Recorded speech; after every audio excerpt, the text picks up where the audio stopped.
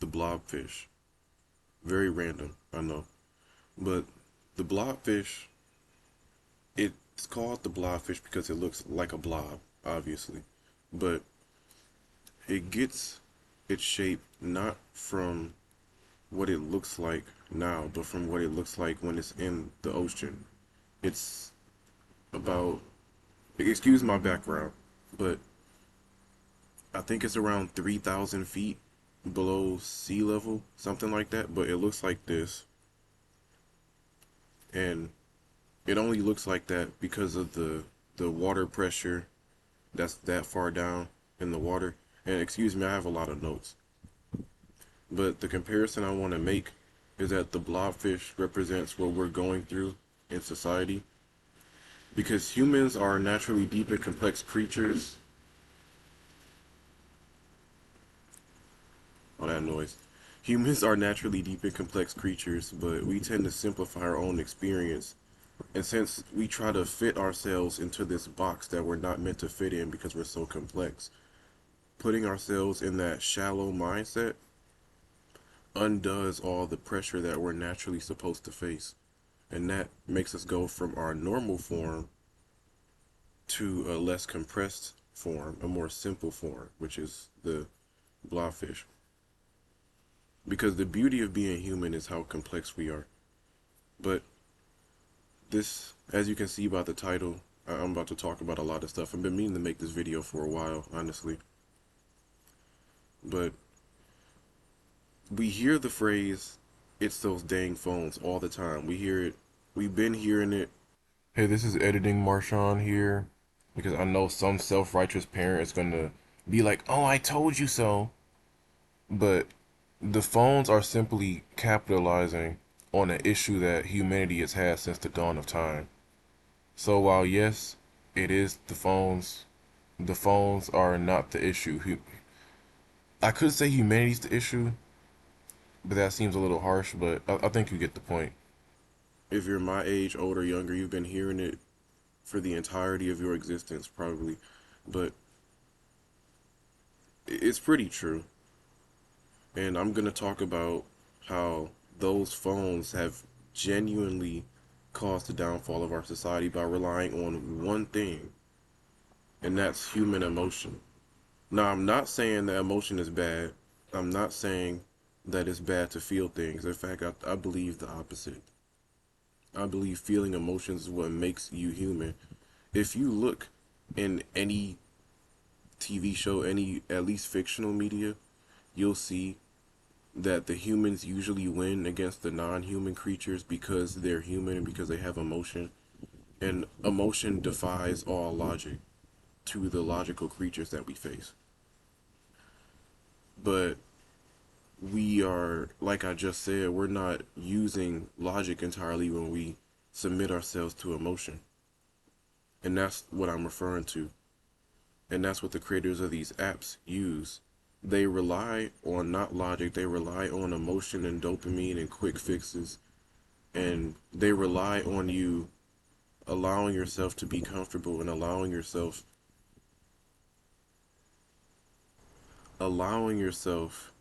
to have your neuroplasticity used against you. And neuroplasticity, I'll put the definition somewhere right there. But neuroplasticity is essentially your brain's ability to adapt and change to any and almost everything.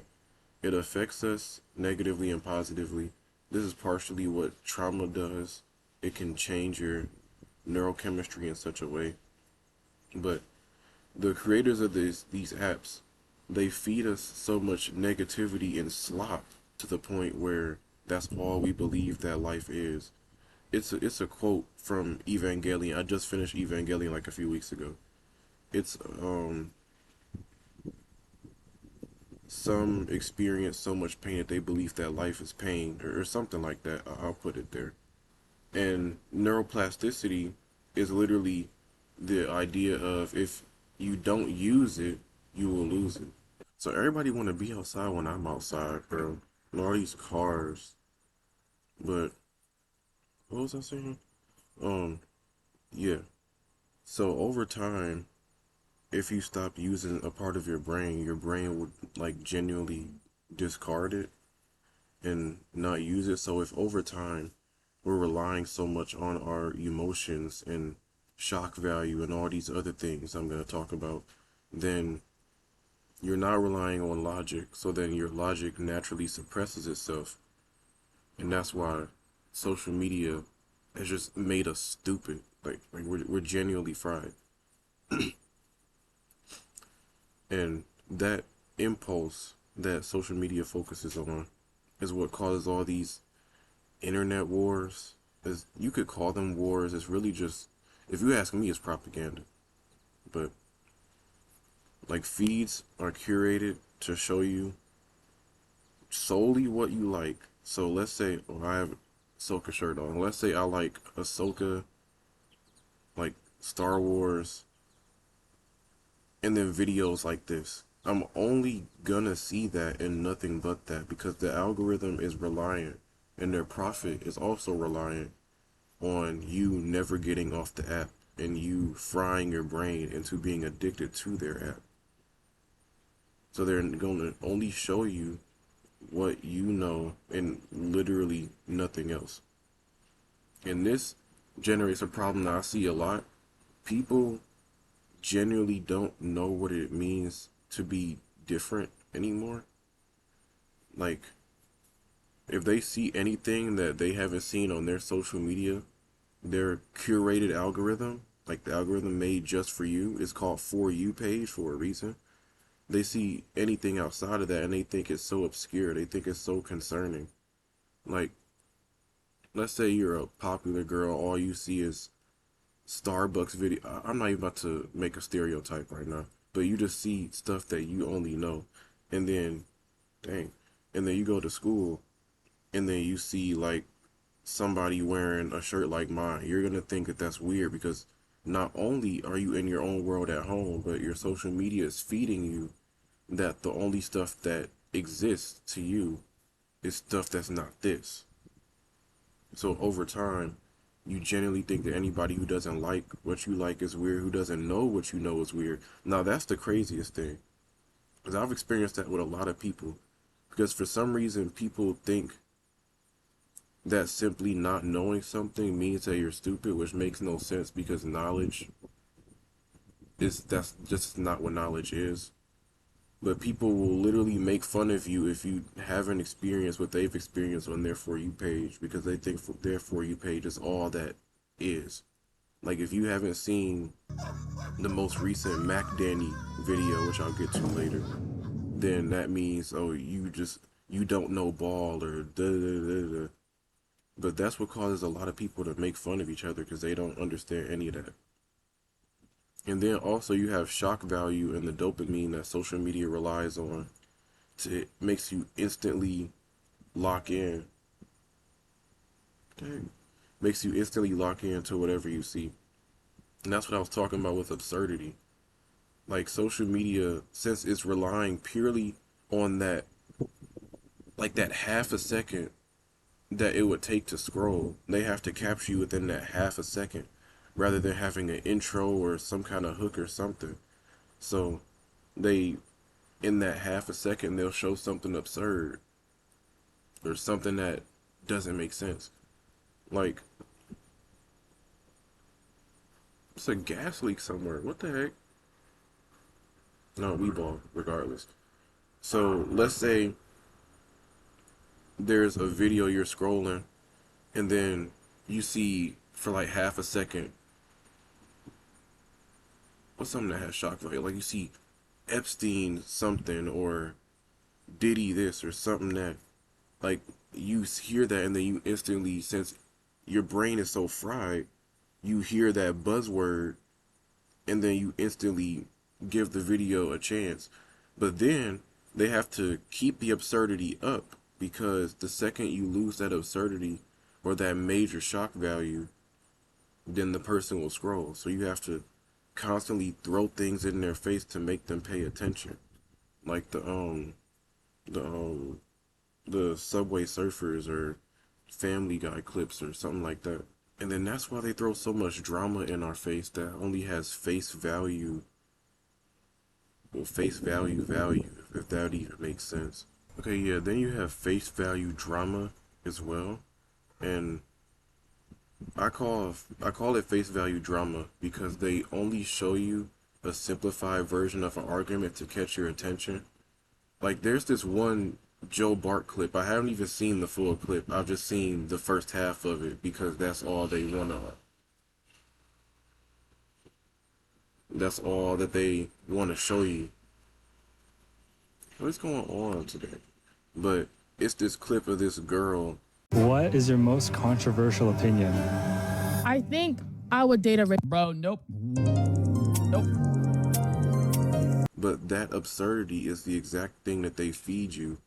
And I'm sure she may have had a terrible point, she may have had a good point, but people don't care about that. So the first thing they do is see exactly what you give them at face value, which we already have terrible attention spans. But then on top of that, then they feed us nothing but negativity. Like with the main thing I can speak on is relationships. They show us nothing but negative relationships. Oh, this person did this person did that. And now we've seen nothing but negativity so much because people don't know how relationships works. They just view relationships online, which are fake relationships. That's why they're online. And that's what's caused these gender wars of men versus women on the internet, and people, again, defying logic, relying on emotion, and blindly defending someone of their own gender. Like it's a lot of comment sections that are just girls blindly defending girls for doing whatever.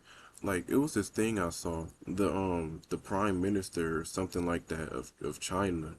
The next one is a woman.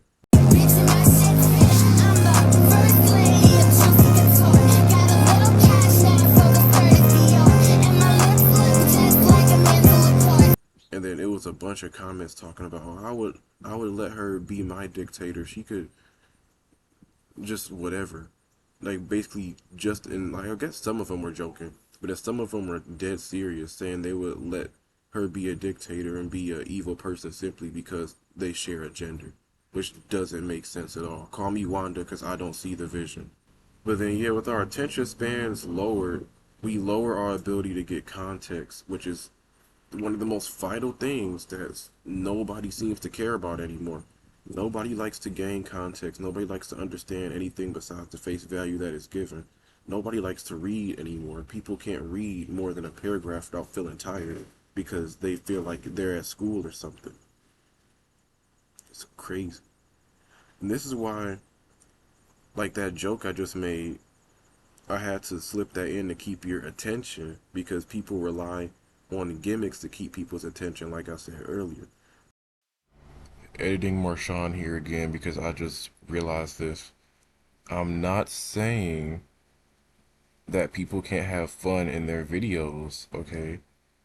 You can do whatever you want.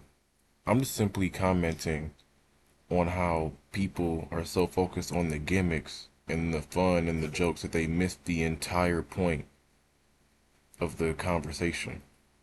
Like there's this TikToker I watch. His name is General Savath or something Savath. I forget right now. But if you watch any of his videos, you'll see that he's talking about some very deep and serious stuff, but he has to throw gimmicks here and there. Like he has a gimmick because he records at the same place every time, usually. And like he records and the building is in the background. And since he knows people won't focus, his first thing is to pretend there's someone on the roof watching him. Or like his gimmick is like he'll open a bag of chips and then he pretends to get the knowledge from the bag of chips. And that's the only way people are gonna focus because they don't care about hearing just the straight raw truth anymore. And then if you look in his comments, this is something that I'll also talk about later. People just saying a bunch of stickers saying, "Oh, here the chips come again," or "Oh, why is he always on the roof?" Like they don't. Nobody comments on the actual video anymore. They just use their emotional. See where I'm going with this? Their emotional reaction to everything. They don't have any depth anymore. And that's also why people focus on the tiniest mistakes. Like, I've stuttered a few times in this video, but I'm sure, like, whenever I stutter, you solely if you're like internet brain, your brain is fried. You focus solely on the mistakes that I've made and the stuttering, and that the mistake kind of keeps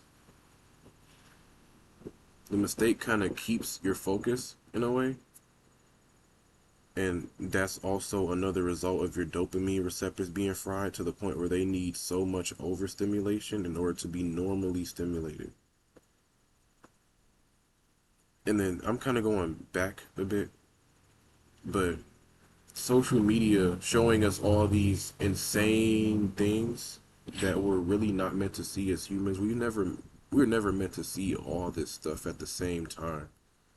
But social media solely gives you the extremes and the one-off stories, and they make you believe that you can get it out the mud or something like that.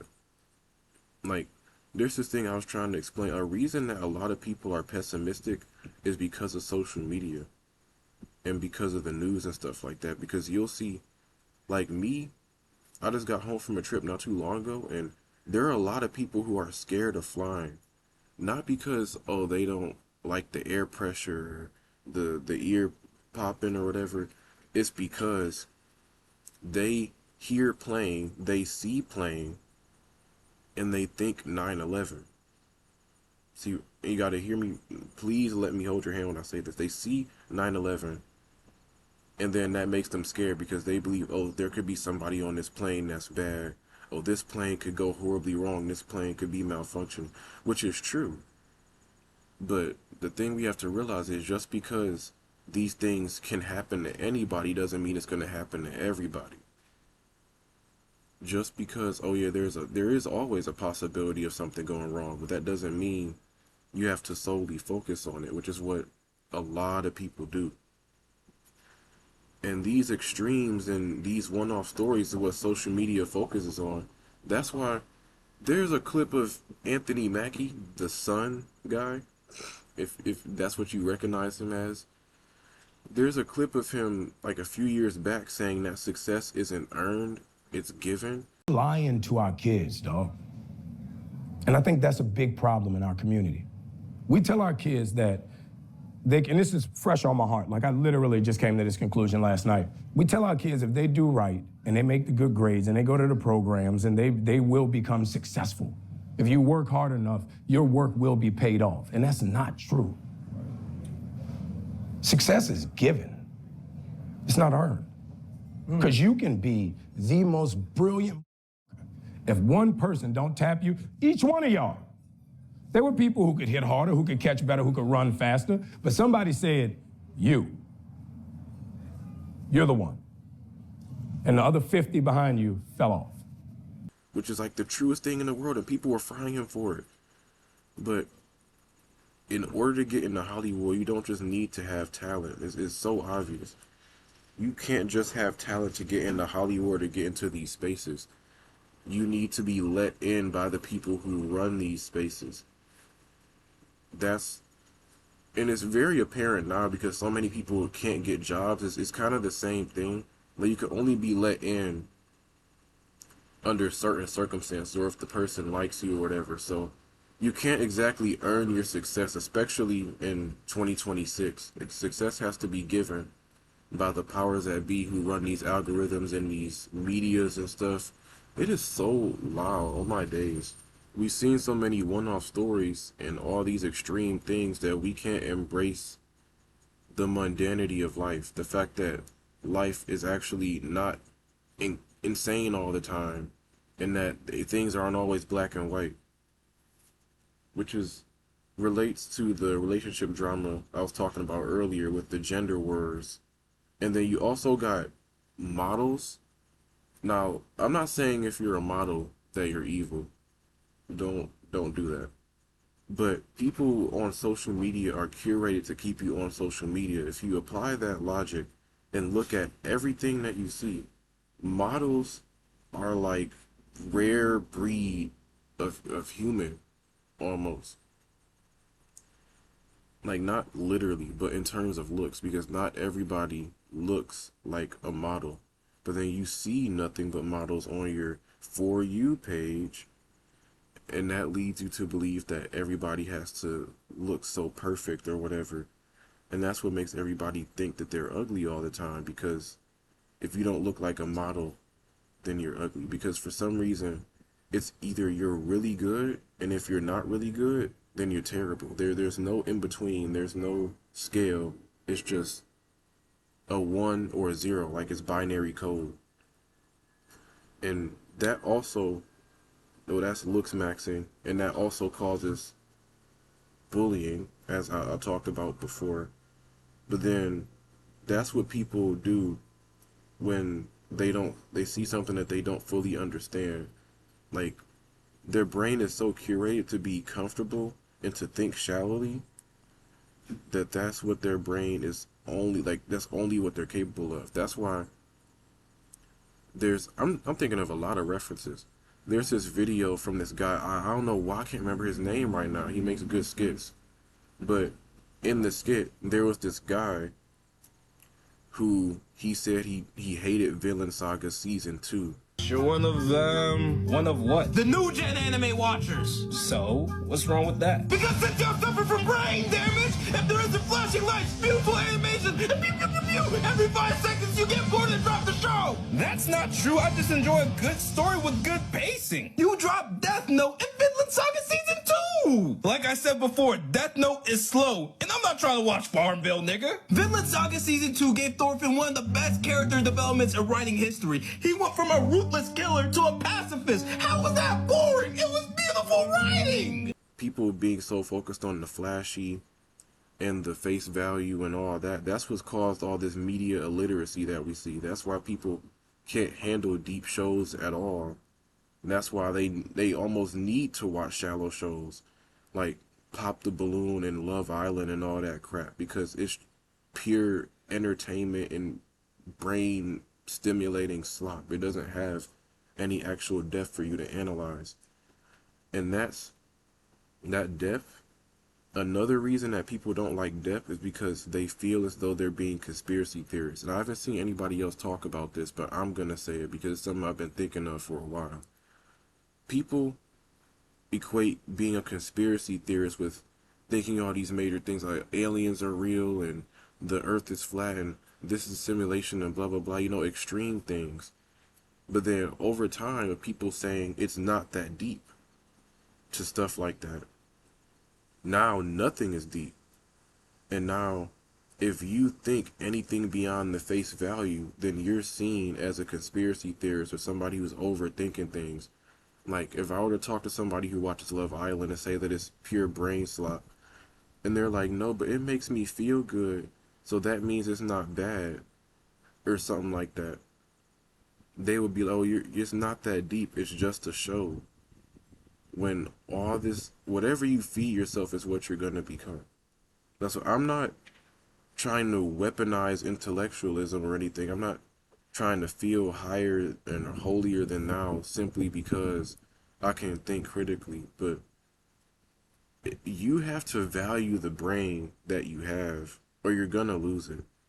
You can't just not take care of this thing. It's like the human body is so intricately designed. It would be wrong of me to just waste this away. That's why I go to the gym, and that's why I try to keep off of social media for the most part, and that's why I don't just doom scroll all the time. That's why I try to watch more long form content or read or anything that's not social media, like literally anything. Okay, before I move on to my next point, this is another thing I haven't seen anybody talk about for real, and that's how perfect and curated, how perfect and curated this world is. Oh my goodness. Being popular on social media is usually a bad thing. And I'm not saying all people who are popular are bad. That's not what I'm saying. And that relates to something else I'm gonna get to. But social media, as I've stated a few times already, is designed to keep you on there, and it's designed to show you a world that isn't the world that we actually live in. And now that is unfortunately the world we kind of live in because we've seen it so much on social media. But if you get super popular on social media, that means you're doing something that's pretty surface level that a lot of people can digest, especially nowadays when people can't digest really anything. They're like little babies. Like all they can eat is applesauce and oatmeal and milk. They can't. Ooh, that's reminded me of a verse. I'll put it right here. But all they can comprehend is the most basic, shallow stuff. Anything besides that, they simply cannot. And that's what social media relies on. That's why I have this video on my TikTok that's at like 2.5 million or something right now. And if you try to chase that dopamine of being popular, then you're gonna do whatever it takes to get there and do anything like engagement bait, all these other things. But that shallow thinking I talked about earlier has led to this term called schadenfreude. I think that's how you pronounce it. Dang. But this is another thing I don't think I've seen anyone talk about. Oh, and schadenfreude, to just simplify it, is pretty much when you are curated and designed in your mental to laugh at something or laugh at misfortune or laugh at really anything negative. And I believe that this started with funny clips and compilations on YouTube, like those. I can't really say Vine, but I can kind of say Vine. But it's the funny clips of people like epic fails and stuff like that. People doing dumb stuff, usually for views. And this is another thing. I'm going in a lot of different directions. Another reason that you can't trust social media is if you see somebody recording and they are somehow recording right before the funny thing happens. Now, I know people have their phones out all the time, but there's no way, like if you're in school and there's nothing going on and then somehow a fight jumps off out of nowhere and you somehow record the moment before the fight. Like, I'm not talking about they already arguing, getting in each other's face and trying to boss up, but if you're sitting there and y'all are just at the desk, and then the people could do so much as glance at each other, and then they start fighting. If you somehow record before, like there's no indicators of drama, and you manage to record before the drama happens, I've never understood that or trusted it. Because there's no way you just happen to be recording right before the funny thing happens, even though there was nothing going on prior. Like you just happen to be recording when the funny moment happens. That's why I've never really trusted that. But anyways, those clips and compilations have made people over time begin to laugh at anything different, anything cringe worthy or whatever. And this made people laugh at literally anything. That's why anything that's obscure, like you can tell a lot, you can tell how much screen time a person has, I believe, by what they laugh at. Because you could put so much as a car driving past, like I keep experiencing out here because I'm trying to make a educational video. You could see a car driving past, but if like some music starts playing for a second or something that you don't expect, something that has that shock value, that absurdity that I keep talking about, then you're immediately gonna start laughing because that's what they rely on. Like it was this, I'm learning Japanese right now, and there was this video I saw and I sent to a couple people because it did make me laugh too. But you know, different cultures have different words for stuff, and the person said a word that it sounds like a word in English that's bad, but is, you know, they don't really have that exact word in Japanese, I don't think. But then, you know, people only laughed at that and focused on that rather than the entire video itself. And that's what I'm talking about, that absurdity.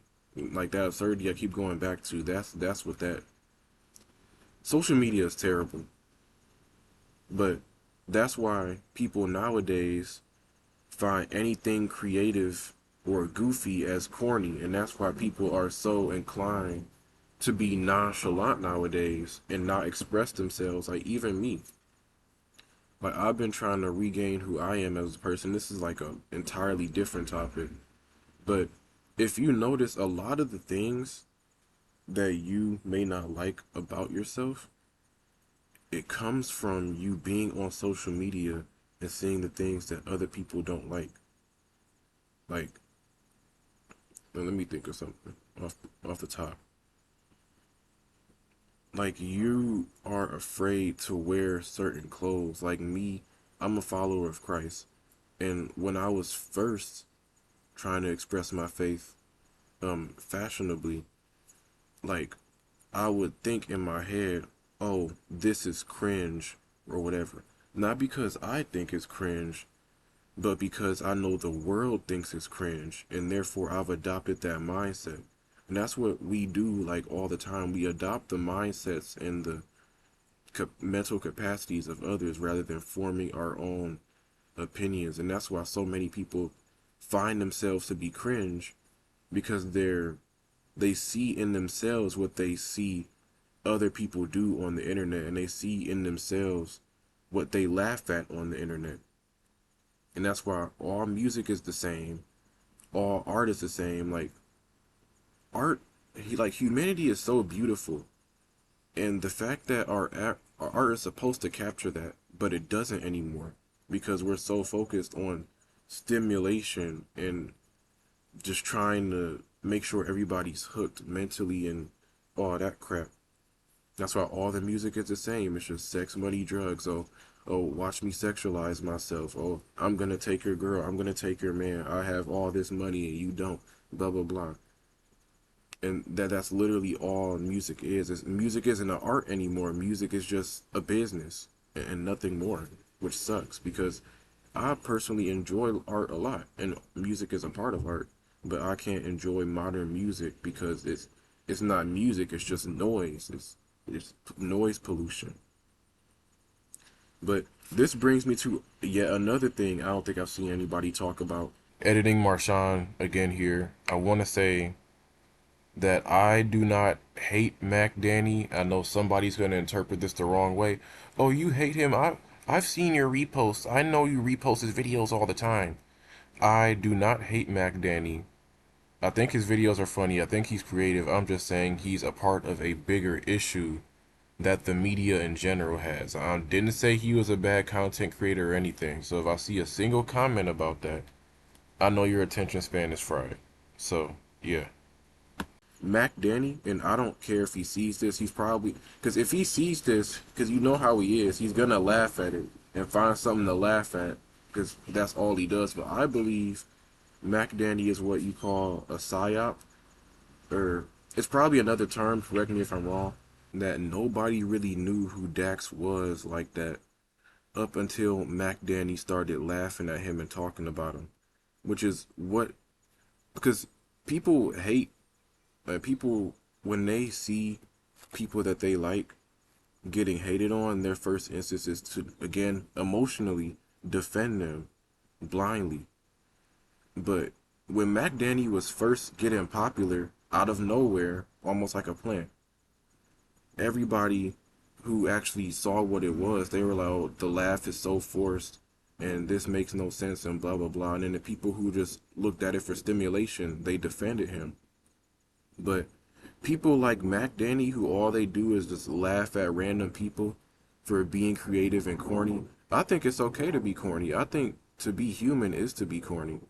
But if you just see people laughing at that all the time, then you're not going to want to do anything or be corny or be creative because you know you're going to get laughed at, which is exactly what Mac Danny does. He makes, and I'm not saying Dax or any of the people he laughs at makes good music. I'm saying they do something that's different from the norm, and since it's different from the norm, everybody laughs at it, and now nobody wants to do anything that's different from the norm because it gets laughed at. And people have this fear of seeming rather than wanting to be themselves. And I already talked about media literacy a bit earlier, how people can't really comprehend deep shows, or not even deep shows, just shows that have the slightest bit of depth to them. People watch for the mind-numbing crap. You just can't give people anything anymore. And that's also why people do this thing called straw manning. I'll put it here. But straw manning is pretty much when somebody misinterprets, either naturally or on purpose, the point that you're trying to make. And then they oversimplify into an entirely different argument. Now, I was having a conversation with somebody the other day, and to give you context, it's already established that the father of this child is annoying. Like, has, okay, I'll take that back. I don't want to get executed. That has, the father has annoying traits, I'll put it like that. And therefore, the daughter has those same traits inherently. But then the mother is annoyed with the daughter because the daughter is exemplifying the traits of the father. So then I was like, she gets that from the father, not from her own free will or whatever. And I made that comment, to which the mother replied, you have to love her anyway. That's straw manning, because I never commented on whether or not you love a person. I love everybody. Like, you can love everybody, you don't have to like everybody. But I love everyone, but just because somebody's doing something annoying and you comment on it doesn't mean that you don't love them. If anything, it means you love them more because you're willing to be truthful with them. But that's an example of straw man. Like, people straw man out of, again, emotional reaction, and they're trying to oversimplify so they can feel good about themselves, or they genuinely don't understand the point you're trying to make, so they straw man by replying to what they think you said versus not what you actually said. And this is another part. I've seen people actually talk about this, but stickers are like the worst. Like, stickers and reaction images are the worst thing to touch social media, because people don't react anymore to actual videos. They don't react comprehensively. They just see a video and they talk about the emotional reaction it gave them. Like, that's why I was going back to earlier with what I was talking about with General Savoth, or really anything. If you go on comment sections nowadays, even on deep videos, all people do is post reaction images. They don't actually type out comments anymore. Like, reacting comprehensively, showing that they understand what is going on. And then again, reacting emotionally over time. People don't know how to actually think critically about things anymore, which is why we still, like, humanity is so fried. I can't stress this enough. It's actually sickening. But one of the last things I want to talk about is this thing called semantic bleaching, which you've seen everywhere at this point. It happens, like, social media feeds us so much culture so fast, and things get played out so fast because it's so oversaturated. Everything is oversaturated, that people end up misusing things. Like, one of the best examples I can give is when people started using hussing as a verb, as a word rather than a sound. Because me and my sister, I hope she's watching this, we used to, and still do, like, when we play random games that involve you moving around in any capacity, we'll be like, huss, huss, huss, huss, as if we're running. But then they turn that into, like, a word. And then at first it made sense because people use hussing as a word for, like, chasing. But then it turned into, like, a word just for running. And then it turned into, like, watching somehow. But I don't know how that happened. It's like the internet is like a game of telephone. Everything starts off one way with one meaning, and then the meaning changes, and then we don't know what it means anymore. And that's why we have all these terms that people use that make no sense. Like, one thing I can't stand is when people use academic institutionalized terms to describe, like, the most mundane basic feelings. Like, as a neurodivergent myself, I know what it's like to a degree to be overstimulated. Being overstimulated and overwhelmed are not the same thing. Being overwhelmed is just having a little too much information, sensory information. and then you can't process it all at the same time. Being overstimulated is like a different state of being entirely. Like it's major. Like if I'll say like being overwhelmed is like right here. Overstimulated is like all the way up here in terms of reactions and how it makes you feel. But people just hear words, and again with the semantic bleaching, words through the game of telephone that is the internet, over time you hear it used in this context, in this context, in this context, but it really came from over here. So then you're using it in a way it was not meant to be used. But I say all this in these last 40, however many minutes this is, to say